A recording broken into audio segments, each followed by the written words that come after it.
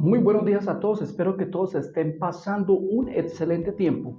En este día quiero compartir un estudio con ustedes y vamos a estar resolviendo un interrogante. ¿La escritura es inspirada por Dios o no es inspirada por Dios? Vamos a ir a la escritura, a 2 de Timoteo capítulo 16 y 17 dice: Toda la escritura es inspirada por Dios, útil para enseñar, para redarguir, para corregir, para instruir en justicia, a fin de que el hombre de Dios sea perfecto, enteramente preparado para toda buena obra. El propósito de la Biblia es demostrar que Dios es el creador del universo y que su contenido es el único medio para poder conocer a Dios. En este estudio he tomado 3 características teológicas y contundentes donde la Biblia me demuestra que sí es inspirada por Dios. Y la primera característica que he tomado es la doctrina monoteísta. ¿Qué es la doctrina monoteísta? La doctrina monoteísta es la creencia en un solo Dios, es la convicción que se tiene de creer en un solo Dios. Ejemplo, el patriarca Abraham creyó en un solo Dios, al igual que su hijo Isaac, al igual que su hijo Jacob y toda su descendencia. Estos hombres tuvieron una convicción, una creencia en un solo Dios, en un solo creador. Esto los hacía unos hombres monoteístas. Entonces vamos a estar hablando acerca del patriarca Abraham. ¿Quién fue este patriarca Abraham? Este hombre fue quien Dios le dio una serie de promesas, unas promesas que al día de hoy están vigentes para ti y para mí, para todo aquel que quiera buscar la salvación por medio de Jesucristo. Pero aquí lo importante es mirar que Dios toma a Abraham de una región totalmente idólatra. Lo contrario a la doctrina monoteísta es la doctrina politeísta. La doctrina politeísta es aquella que cree en la existencia de muchos dioses. En cambio, la doctrina monoteísta es aquella que cree en un solo Dios. Entonces, como vamos a demostrar que la Biblia sí es inspirada por Dios por medio de la creencia monoteísta, entonces vamos a tomar en cuenta a este personaje, a Abraham. Cuando Dios le hace la promesa a Abraham, vamos a ir a Génesis capítulo 12, versículo 3 al 4, vamos a ir a Génesis capítulo 12, versículo del 1 al 3 dice: Pero Dios había dicho a Abraham: vete de tu casa, de tu parentela, al lugar que te mostraré. Y viene la promesa: y te bendeciré. Al que te bendijere, lo bendijere, y al que te maldijere, yo lo voy a maldecir. Y haré de ti bendita todas las naciones de la tierra. Inicialmente esta promesa era para el pueblo de Israel, y más adelante vamos a explicar esto, porque esta promesa hoy en día se extiende a todos nosotros que no somos el pueblo de Israel. Aquí cabe resaltar que Dios toma a este hombre de Ur de los Caldeos. Cuando le dice que se vaya de su casa, de su parentela, está hablando es que tiene que dejar atrás su familia. ¿Quién era esa parentela de Abraham? Abraham tuvo 2 hermanos más, tuvo a Nacor y Harán. Por eso la escritura dice: Dios había dicho a Abraham. Ustedes van a estudiar el capítulo 11 de Génesis. El capítulo 11, Dios le había dicho a Abraham que tenía que ir a Canaán, a la tierra prometida. Ellos tenían que ir a Canaán, pero ellos llegan a Harán. En Harán, el padre de Abraham, Taré, muere ahí. Entonces, aquí Harán tenía un hijo, a Lot. Posteriormente, Dios habla nuevamente a Abraham y le dice que Por eso dice acá la escritura que Dios le había dicho a Abraham que tenía que ir a Canaán. Aquí dice en el capítulo 12 que Dios toma a Sarai, su esposa, toma a Lot y toma a todos sus siervos y se va a esa tierra de la promesa. Aquí Abraham tenía que poblar esta nación. Aquí Abraham tenía que estarse aquí en esta nación, estarse aquí en esta tierra donde Dios lo iba a constituir, donde Dios lo iba a bendecir y por medio de él iba a bendecir a todas las naciones. Aquí, más adelante, Abraham tiene a su hijo, a Isaac, posteriormente tiene a Jacob. Pasado el tiempo muere Abraham, muere Isaac, está Jacob con sus 12 hijos, sus 12 tribus que salen de sus 12 hijos, sus 12 tribus, sus 12 descendientes. Viene la hambruna en Egipto y esta hambruna se extiende por todas las otras regiones. Esta hambruna llega a Canaán. Aquí Jacob le dice a sus hijos que vayan a Egipto para que se provean de alimento. Van los 12 hijos porque ustedes conocen la historia de José. José había sido vendido con anterioridad a los egipcios. Entonces, aquí este pueblo de Israel, estos hijos de Israel, terminan en Egipto, terminan sumergidos en la idolatría de Egipto. Posteriormente, en los últimos días, antes de Jacob morir, él estaba aquí en Egipto, muere y fue llevado a Canaán, fue sepultado allí, al igual que con su padre Abraham, y donde había sido sepultado su padre Isaac. Entonces aquí lo que tenemos que ver es que siempre el ser humano por naturaleza ha sido idólatra, y el pueblo judío no fue la excepción. Ese pueblo judío cayó en idolatría. Estando aquí en Egipto, 430 años, Dios lo que promete lo cumple. Y aquí Dios tenía que cumplir esa promesa que había sido dada a Abraham. Aquí Dios toma a este pueblo de Israel, lo toma y lo da en manos de Moisés para que lo lleve a la tierra prometida. Un periodo de tiempo de 40 años que duraron atravesando el desierto para llegar a esa tierra prometida. Aquí el pueblo cada vez caía más en pecado, era un pueblo idólatra, se han convertido en idólatras. Si vamos a ver un poco de contexto, recordemos que en el diluvio Dios había terminado con la humanidad.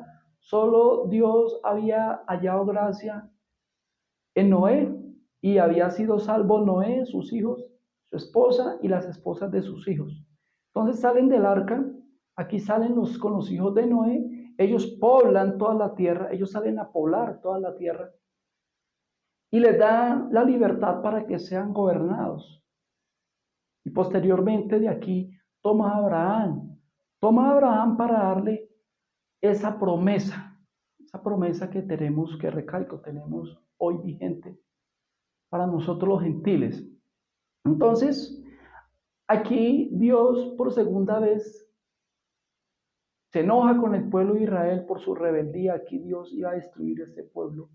Pero aquí Moisés interviene por el pueblo. Entonces aquí Dios les dice que si ellos cumpliesen una serie de ordenanzas que él iba a dar, Dios los iba a salvar.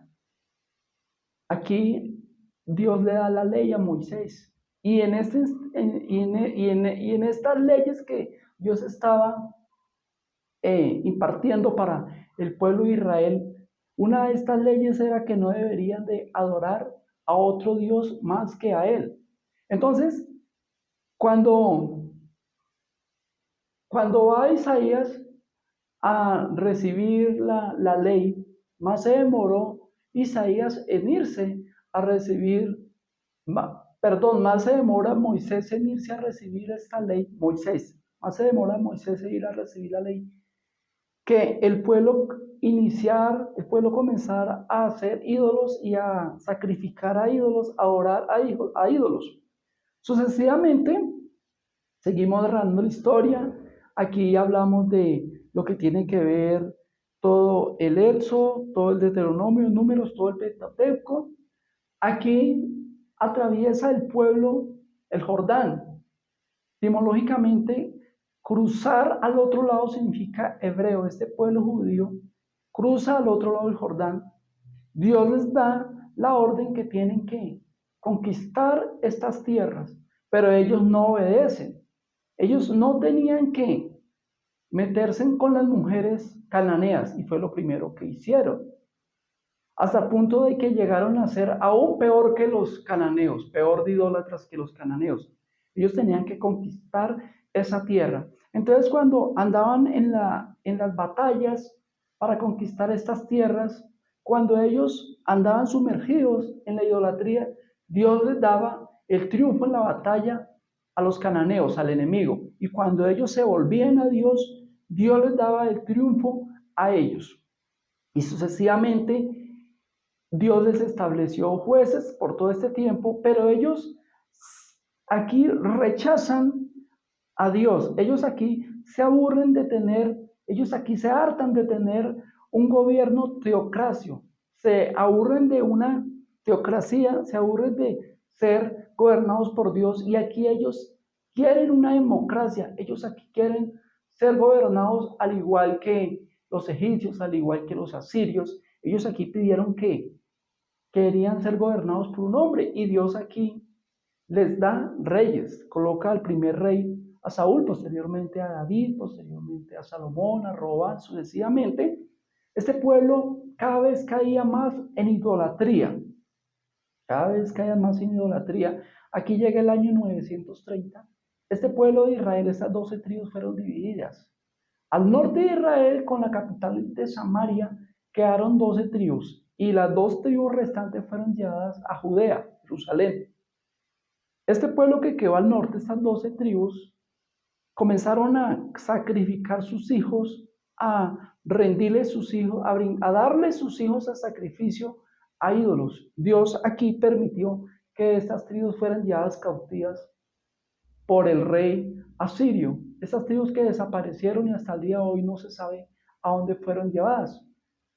Entonces, las 2 tribus que quedaron en Jerusalén, en vez de haber aprendido de sus hermanos que fueron llevados cautivos, a lo contrario, comenzaron cada vez más sumergiéndose en la idolatría hasta que llega el año 586 y debido a su idolatría fueron llevados cautivos a Babilonia por el rey Nabucodonosor por un lapso de 70 años. Ellos regresan de su esclavitud en Babilonia, pero no aprendieron, aún seguían en la idolatría.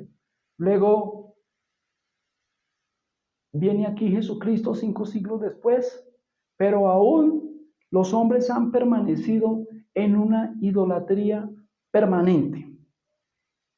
Entonces aquí lo importante es resaltar que a pesar de que el pueblo judío anduvo sumergido en la idolatría y que todos los hombres que escribieron la palabra de Dios, todos esos hombres que anduvieron revestidos de la idolatría, todos estos hombres que estuvieron impregnados de idolatría, todos concuerdan en una doctrina monoteísta, todos concuerdan que hay un solo Dios a quien adorar y hay un solo Dios a quien debemos obedecer.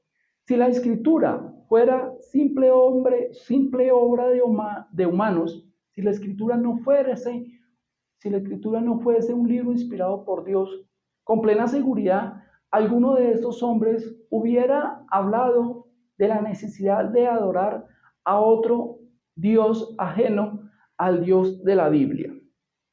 Vamos a pasar a la segunda característica que me demuestra que la Biblia es inspirada por Dios. La segunda característica que me demuestra que la Biblia es inspirada por Dios es la perfecta continuidad que encontramos en la Biblia.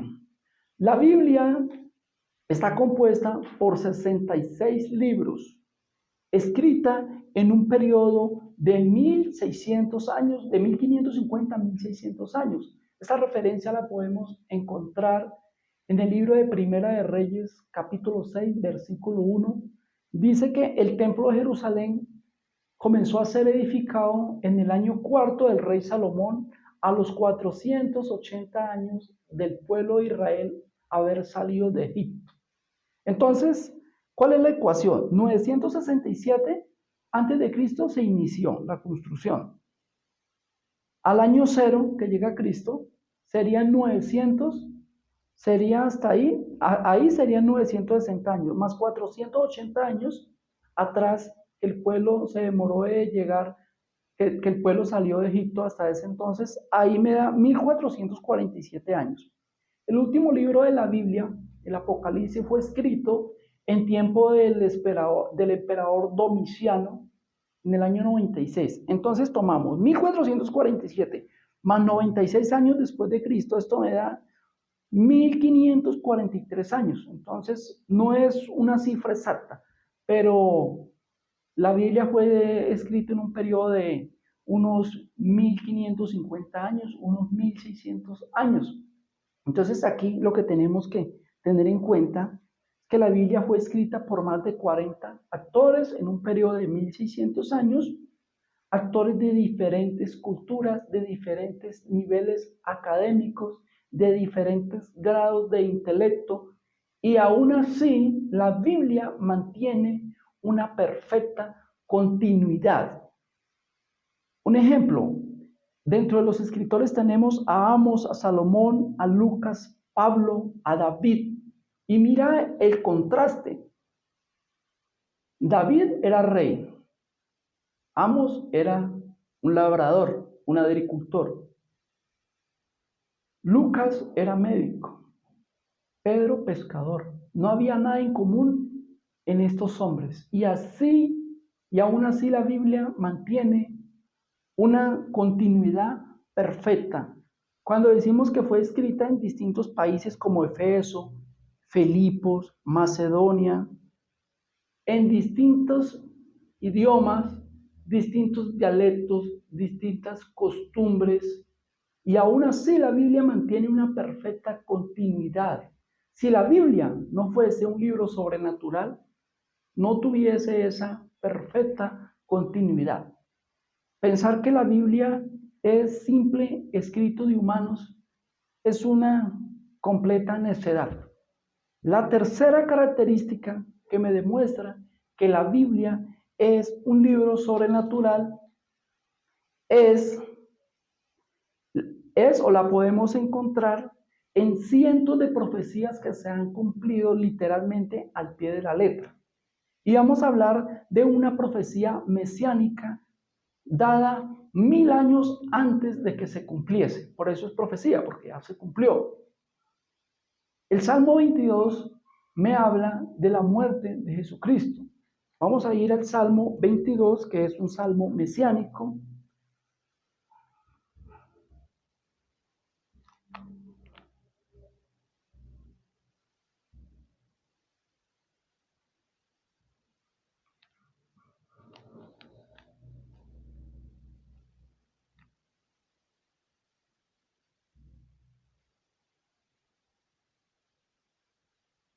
Salmo 22, vamos a leer el versículo 14, el versículo 16 y el 18. Una profecía que fue dada 1000 años antes de que acontecieran los hechos. El versículo 14 dice, habla aquí de la muerte de Jesús, dice, he sido derramado como aguas y todos mis huesos descoyuntados. Mi corazón fue como cera derritiéndose en medio de mis entrañas. Vamos a leer el versículo 16, dice, porque perros me han rodeado y me han cercado cuadrillas de malignos. Horadaron mis manos, hicieron agujeros en las manos de Jesucristo con los clavos. Dice, horadaron mis manos y mis pies. Versículo 18 dice, repartieron entre sí mis vestidos y sobre mi ropa echaron suertes. Ahorita vamos a ver dónde se cumple esta profecía. Vamos a ir al Nuevo Testamento, vamos a ir a Mateo capítulo 17, versículo 35. Dice, cuando lo hubieron crucificado, cuando crucificaron a Jesucristo, repartieron entre sí sus vestidos y echando suertes para que se cumpliese lo dicho por el profeta, repartieron entre sí mis vestidos y sobre mi ropa echaron suertes. Aquí lo que había dicho el rey David, el profeta David, 1000 años con anterioridad, aquí 1000 años después se está cumpliendo al pie de la letra. Si la Biblia no fuese inspirada por Dios, ninguna de estas ninguno de estos centenares de profecías se hubiesen cumplido al pie de la letra. No cabe duda que la Biblia sí es un libro inspirado por Dios. Y esta promesa que Dios le dio al patriarca Abraham, esa promesa hoy en día está para ti y para mí. En la Biblia, el olivo es una figura del pueblo Israel. La Biblia me dice que nosotros los gentiles, nosotros que no somos judíos, somos ramas de olivo silvestre. Y que cuando creemos en Dios por la fe, somos insertados en este olivo silvestre. Porque al día de hoy, estos judíos, algunos judíos no han creído en Cristo. Entonces, estas ramas que han sido arrancadas de este olivo que es Israel, Dios nos ha dado a nosotros la oportunidad de ser insertados en este olivo. Y esta promesa que Dios le dio a Abraham, esa promesa hoy en día es para ti y para mí. La podemos encontrar en Gálatas. Vamos a leer. Esta promesa la vamos a encontrar en el libro de Gálatas, capítulo 3, versículos 6 al 9 dice: Abraham creyó a Dios y le fue contado por justicia. Por tanto, sabe que los que son de la fe, esos son hijos de Abraham. La Escritura, previendo que por la fe justificará a los gentiles, a nosotros que no somos judíos, de antemano anunció el Evangelio a Abraham al decirle: por medio de ti serán benditas todas las naciones. Así que los que viven por fe son benditos con el creyente Abraham. Recuerde que aquí Dios tomó a Abraham de Ur de Caldea para darle esa promesa de bendición. Y aquí me está diciendo la Biblia que esa promesa hoy en día es también para nosotros. Cuando yo he estudiado todas las profecías, me han impactado. Y más que impactarme, estas profecías han aumentado en mí mi fe. Pero hoy en día la gente escucha hablar de la fe o hablamos de la fe y pensamos que la fe es un simple salto al vacío. Decimos, no, pero es que la fe, pero yo no puedo creer en lo que no veo. Pero es que la fe no es un salto en el vacío. En el libro de en Hebreos 1:11, la Biblia me dice: la fe es la certeza de lo que se espera, la convicción de lo que no se ve. ¿Qué es certeza? Certeza es tener un conocimiento seguro y claro de algo. ¿Y qué es convicción? La convicción es la seguridad y la verdad de aquello que yo creo. O sea, acá la Biblia me está enseñando que la fe no es un simple salto al vacío. Y acá Dios nos está dando esa promesa por medio de Jesucristo. Que si creemos por fe, que si aceptamos a Cristo como nuestro único Salvador, Él nos va a bendecir con las promesas que nos fueron dadas por el patriarca Abraham. Yo le quiero hacer un llamado hoy a usted, querido oyente, querido hermano. Si usted en el día de hoy acepta a Cristo como su Señor, como su Salvador, y le ha quedado claro que la Escritura no es simplemente escritos de hombres, sino que la Escritura es inspirada por Dios, haga esta oración conmigo y entréguele la vida a Jesucristo, al único dador de vida eterna. Jesucristo es el único camino y la verdad. Nadie va al Padre sino por mí, dijo Jesucristo. Haz conmigo esta oración. Señor Jesucristo, gracias por revelarme acerca de tus verdades. Gracias por permitirme abrir los ojos en medio de esta oscuridad. Padre Santo, perdone mis pecados. Te pido que me inscribas en el libro de la vida y no me borres jamás. Amén. Amén.